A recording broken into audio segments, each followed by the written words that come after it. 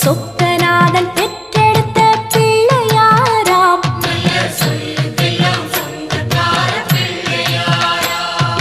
கைலாய மலைய விட்டு தெற்கே வந்தாராம்.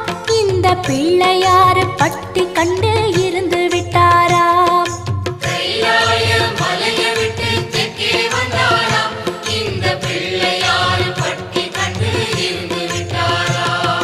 கணபதியார் வந்தாரம்மா, நம்ம உறவாக நின்னாரம்மா. கணபதியார் வந்தாரம்மா, நம்ம உறவாக நின்னாரம்மா. சொக்க